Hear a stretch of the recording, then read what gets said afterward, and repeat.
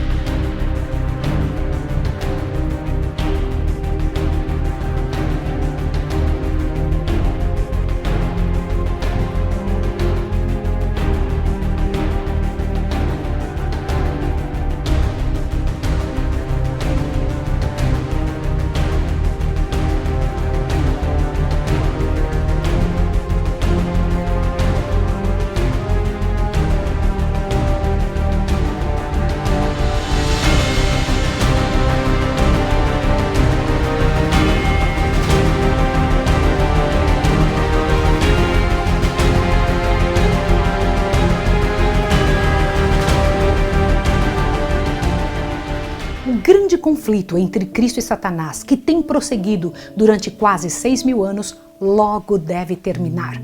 E o maligno redobra seus esforços para frustrar a obra de Cristo em prol do homem e prender almas em suas ciladas. Qual é o jeito? Quais são os planos de Satanás? Assim como Jesus tem o plano da redenção, Satanás tem o plano da perdição. Ele tem meios, ciladas para enredar você.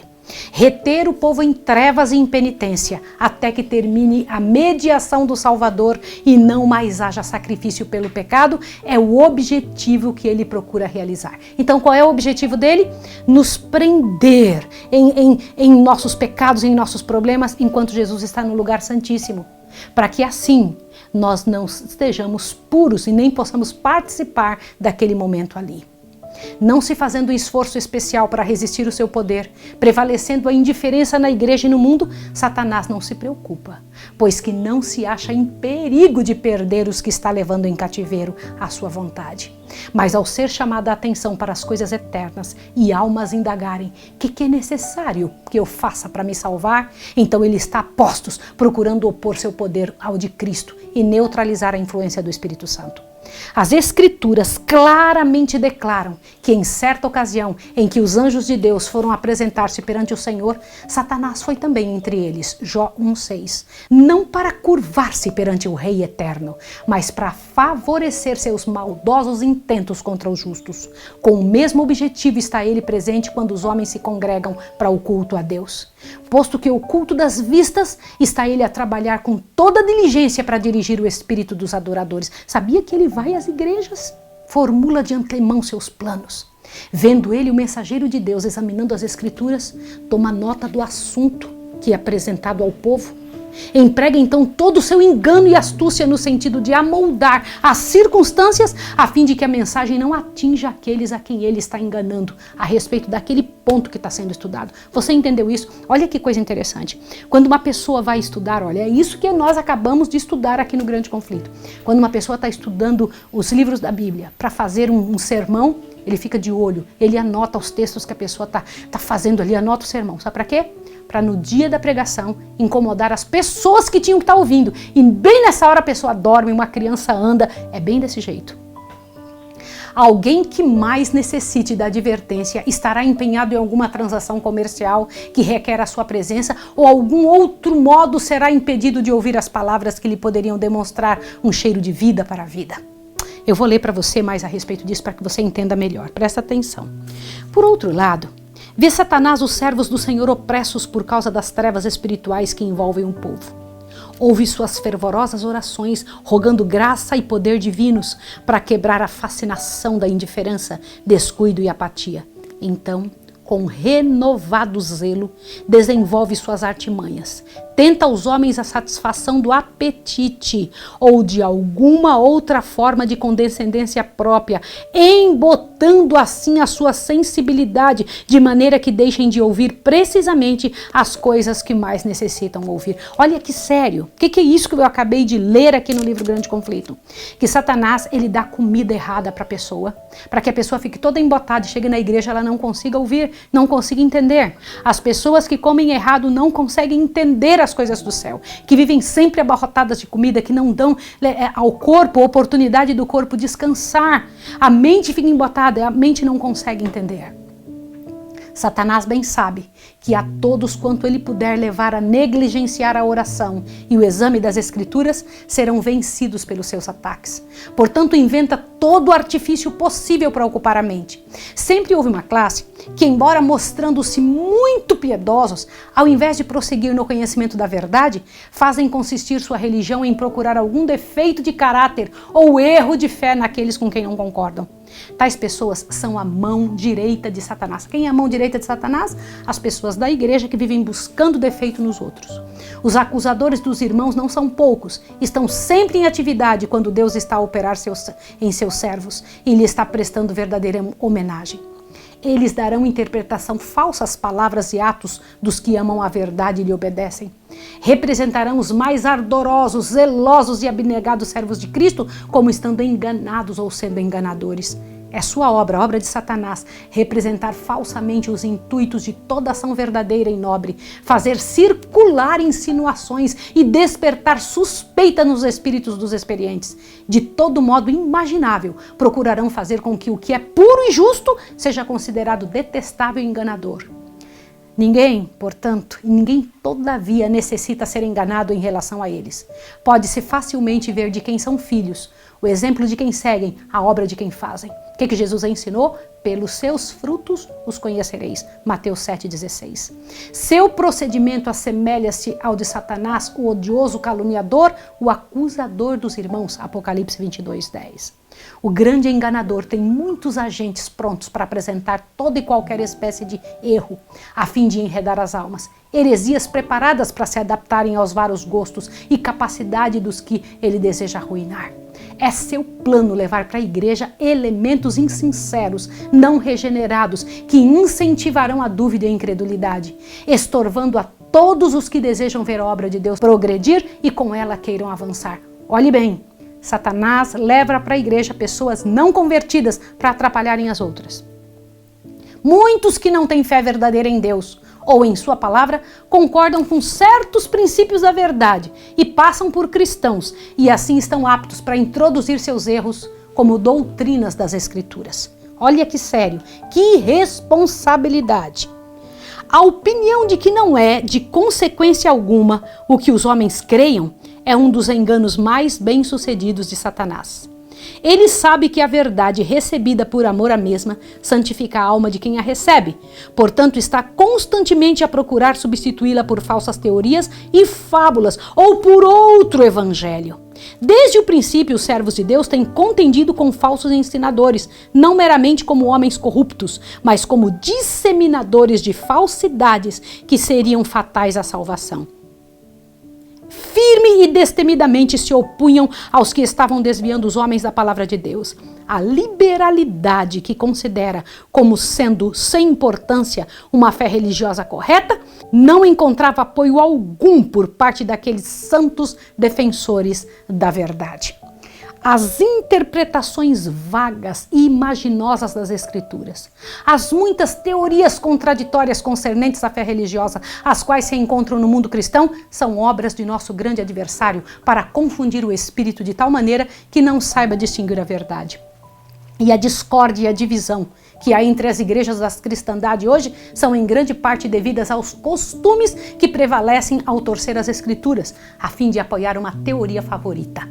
Em vez de estudar cuidadosamente a palavra, com humildade de coração, a fim de obter conhecimento de sua vontade, muitos procuram apenas dirigir ou descobrir algo singular, miraculoso ou original.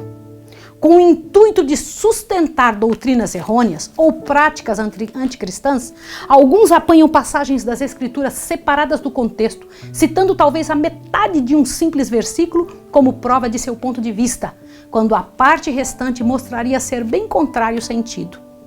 Com a astúcia da serpente, entrincheiram-se por trás de declarações desconexas, interpretadas de maneira a convir os seus desejos carnais. Muitos assim voluntariamente pervertem a palavra de Deus.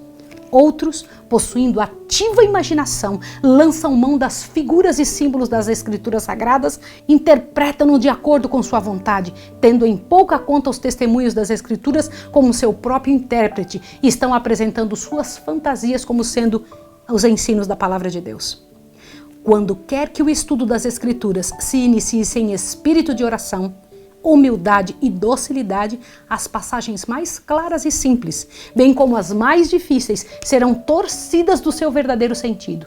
Os dirigentes papais escolhem as partes das escrituras que melhor lhes servem a seu propósito, interpretam-nas de modo a lhes convirem e então as apresentam ao povo. Ao mesmo tempo em que lhes negam o privilégio de estudar a escritura sagrada e compreender por si mesmo as suas santas verdades. A Bíblia inteira deveria ser dada ao povo tal qual é. Melhor seria não ter nenhuma instrução bíblica do que receber os ensinos das Sagradas Escrituras tão grosseiramente desvirtuados. A Bíblia foi destinada a ser guia a todos os que desejassem familiarizar-se com a vontade de seu Criador. Deus deu aos homens a segura palavra da profecia. Os anjos e mesmo o próprio Cristo vieram para tornar conhecidas a Daniel, a João, as coisas que em breve deveriam acontecer. Os importantes assuntos que dizem respeito à nossa salvação não foram deixados envoltos em mistério, não foram revelados de tal maneira a tornar perplexo e transviar o honesto pesquisador da verdade, disse o Senhor pelo profeta Abacuque. Escreve a visão, torna-a bem legível, para que possa ler o que correndo passa. Abacuque 2:2. A palavra de Deus é clara a todos os que a estudam com coração devoto. Toda alma verdadeiramente sincera virá à luz da verdade. A luz semeia-se para o justo. Salmo 97, verso 11. E nenhuma igreja poderá progredir na santificação a menos que seus membros estejam fervorosamente em busca da verdade como de um tesouro escondido. Ao brado de liberdade, os homens se tornam cegos aos ardis do adversário, enquanto ele se acha em todo tempo trabalhando com perseverança para a realização de seu objetivo. Ao ser bem-sucedido em suplantar a Bíblia por meio de especulações humanas, a lei de Deus é posta de parte e as igrejas se encontram sob a servidão do pecado, ao mesmo tempo em que declaram estar livres. Isso tem me impressionado muito, porque esta é na realidade o que tem acontecido com o planeta Terra. Eu vou ler mais um pedaço para você que você entenda. Para muitos, as pesquisas científicas se tornaram uma desgraça. Nossa! Deus permitiu que uma inundação de luz fosse derramada sobre o mundo em descobertas científicas e artísticas. Mas mesmo os maiores espíritos, se não forem guiados pela palavra de Deus em suas pesquisas, desencaminhar-se-ão em suas tentativas de descobrir as relações entre a ciência e a revelação.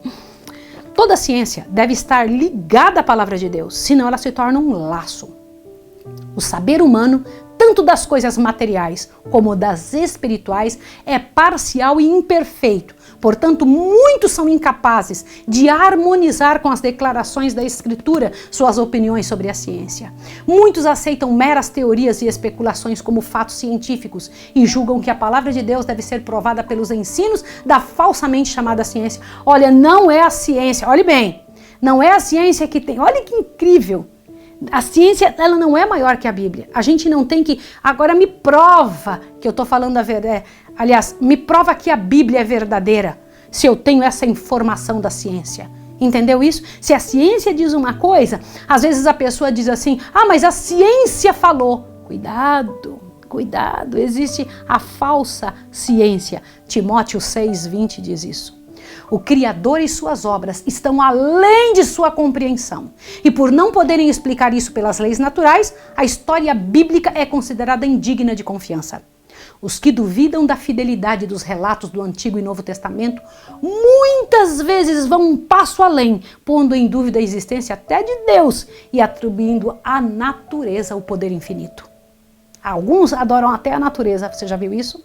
Tendo perdido sua âncora, são deixados a chocar-se contra as rochas da incredulidade. Isso só o Senhor Deus poderia ter dado uma frase dessa para a senhora White, né? A frase é quando eles perdem a âncora, são chocados contra as rochas da incredulidade. Agora, veja como o Senhor Deus diz que muitos são desviados da fé. Assim, muitos se desviam da fé e são seduzidos pelo diabo. Os homens têm se esforçado por ser mais sábios que seu Criador. A filosofia humana tem tentado defaçar e explicar mistérios que jamais serão revelados por todas as eras eternas. Se os homens tão somente pesquisassem e compreendessem o que Deus tornou conhecido a respeito de si mesmo e de seus propósitos, obteriam uma perspectiva tal da glória, majestade e poder de Jeová que se compenetrariam de sua própria pequenez, contentando-se com aquilo que foi revelado para eles e para seus filhos. É obra-prima dos enganos de Satanás conservar o espírito humano a pesquisar e a conjecturar com relação àquilo que Deus não tornou conhecido e que não é desígnio de seu que compreendamos. Foi assim que Lúcifer perdeu seu lugar no céu. Tornou-se descontente porque nem todos os segredos dos propósitos de Deus lhe eram confiados e desatendeu inteiramente aquilo que era revelado com respeito à sua obra na elevada posição a ele designada. Suscitando o mesmo descontentamento nos anjos sob seu comando, determinou-lhes a queda. Agora procura incutir, imbuir a mente dos homens do mesmo espírito, levando-os também a desatender os direitos e os diretos preceitos de Deus.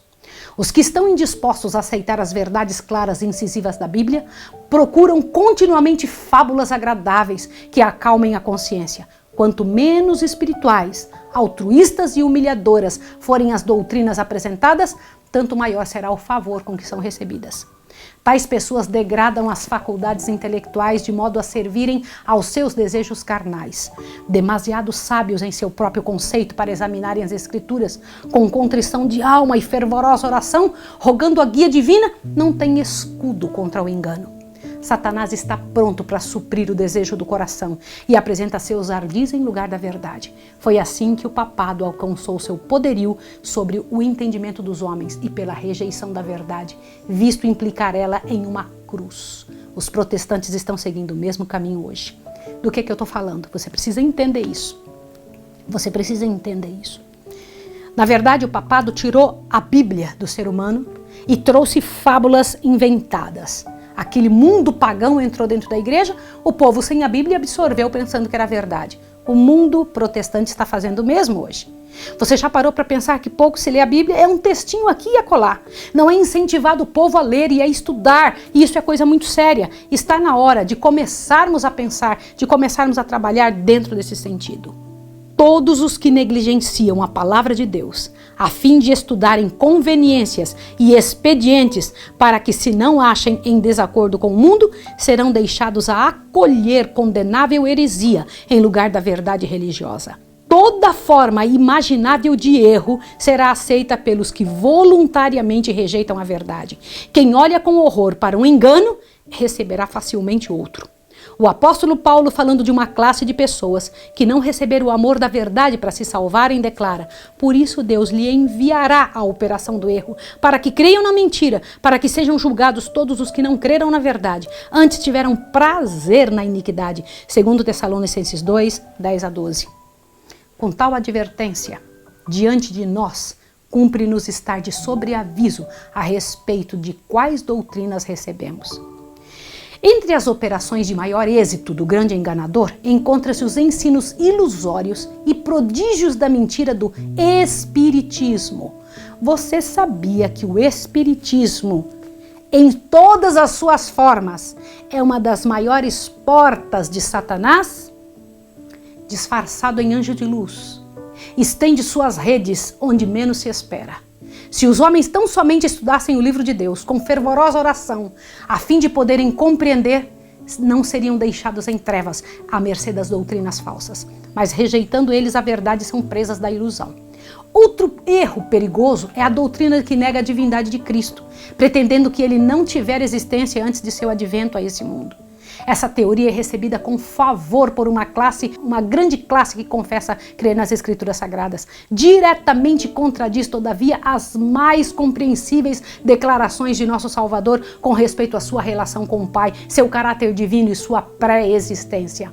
Não pode ser entretida sem a mais injustiçada violência às Escrituras. Não somente rebaixa as concepções do homem acerca das obras da redenção, mas solapa a fé na Bíblia, na palavra de Deus, como revelação de Deus.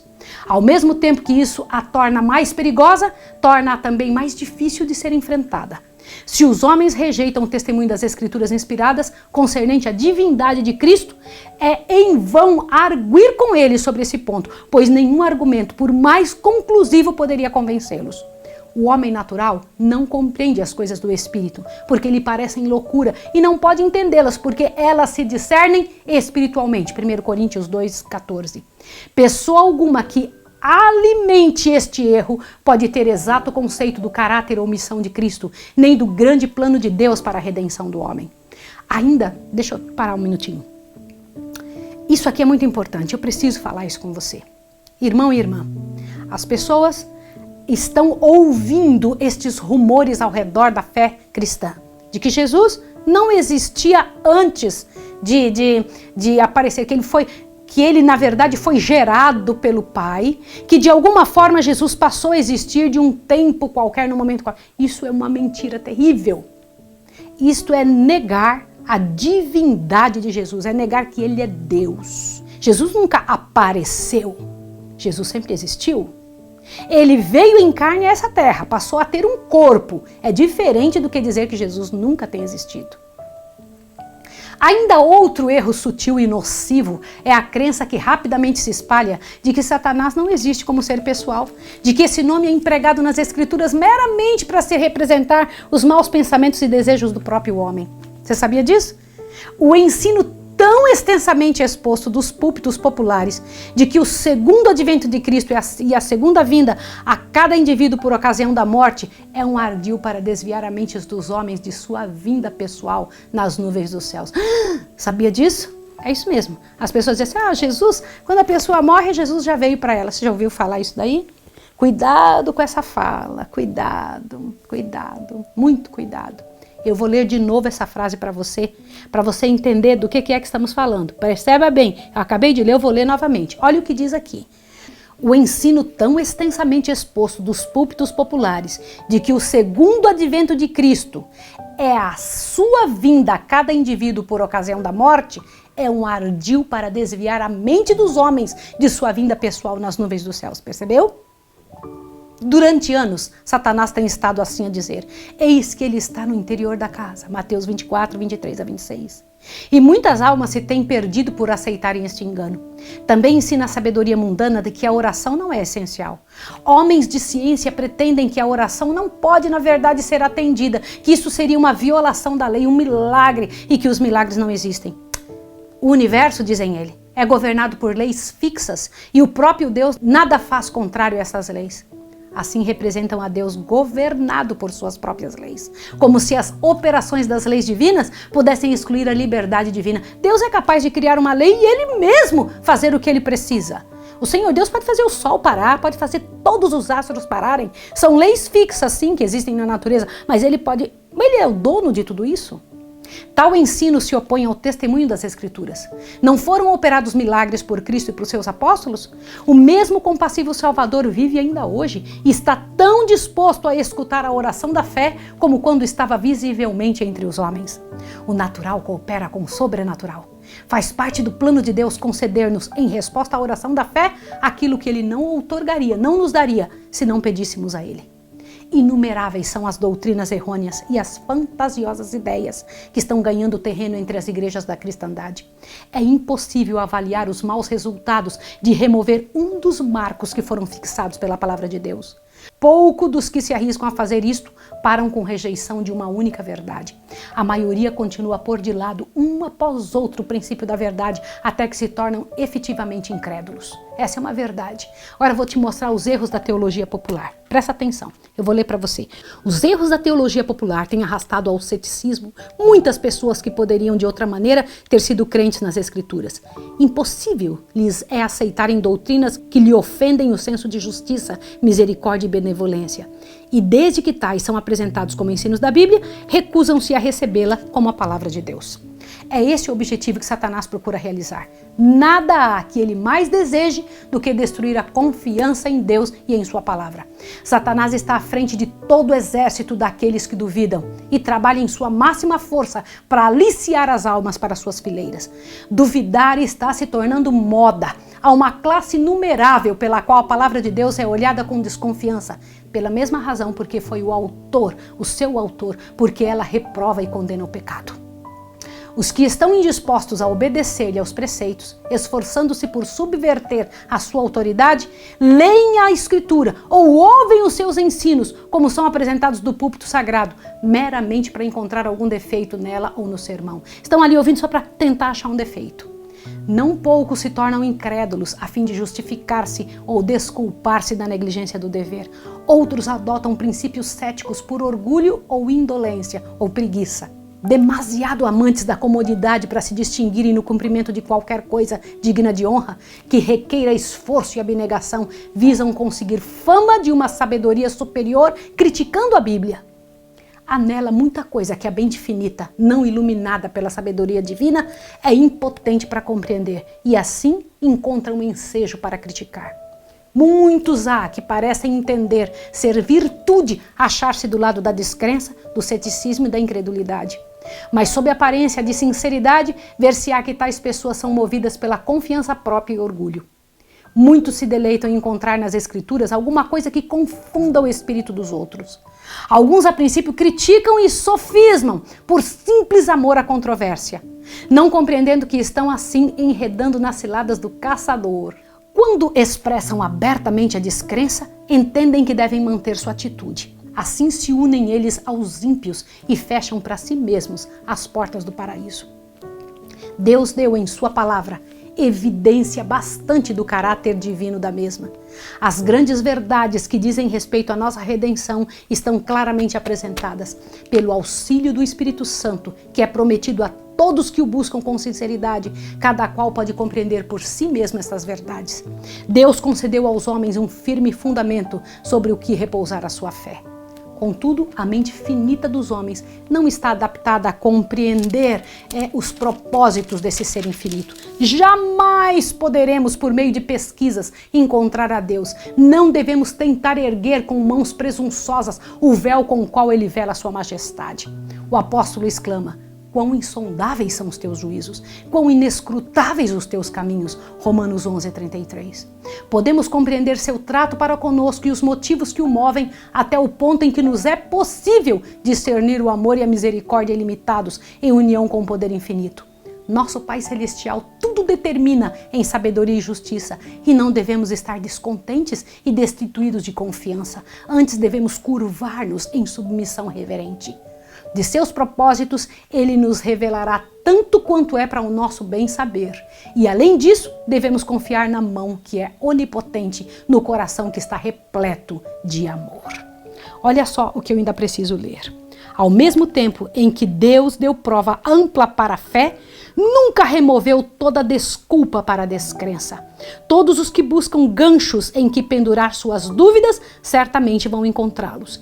E todos os que recusam aceitar a palavra de Deus e lhes obedecer, antes que toda objeção tenha sido removida e não mais haja lugar para dúvida, jamais virão à luz.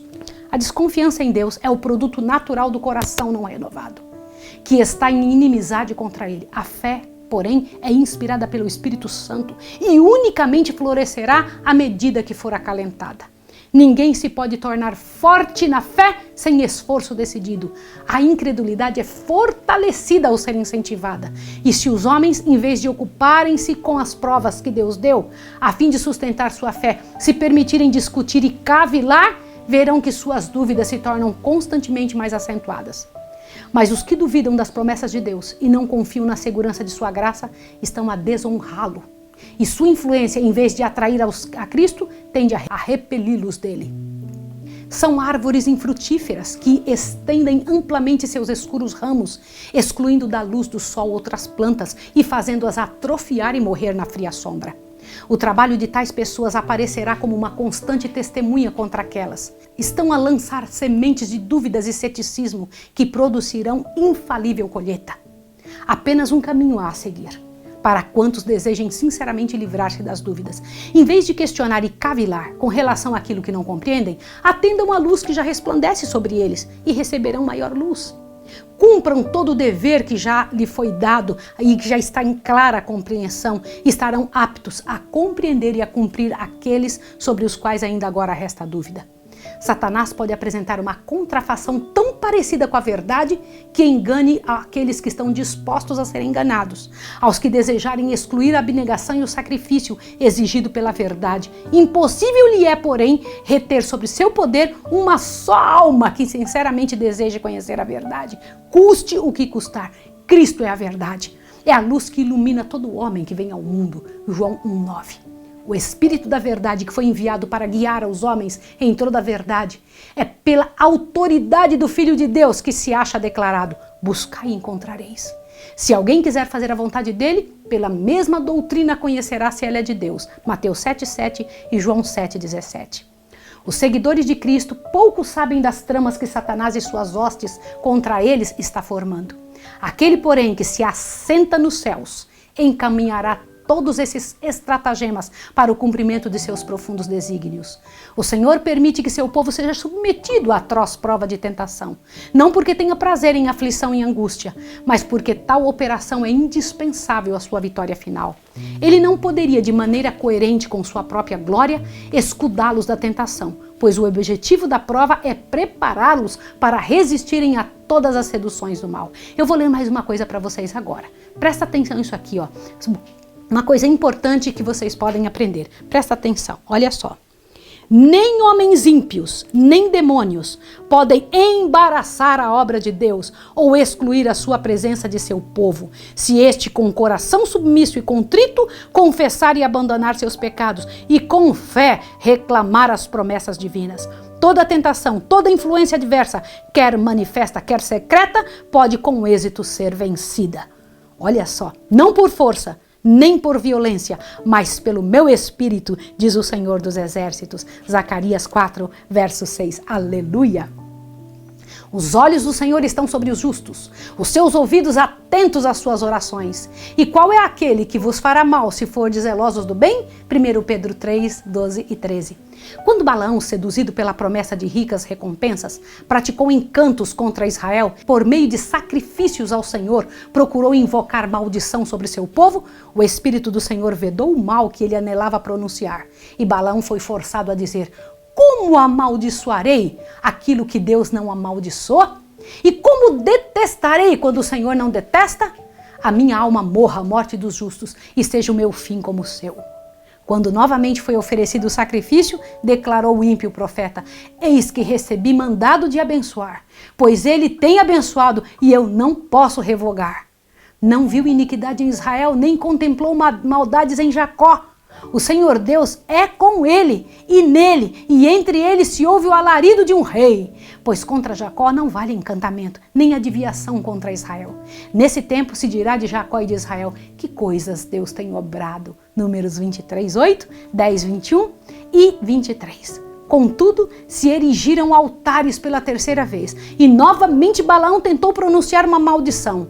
Mas mediante os obstinados lábios do profeta, o Espírito de Deus declarou a prosperidade de seus escolhidos e repreendeu a loucura e malignidade de seus adversários, dizendo assim, ó: benditos os que te abençoarem e malditos os que te amaldiçoarem. Números 24, 9.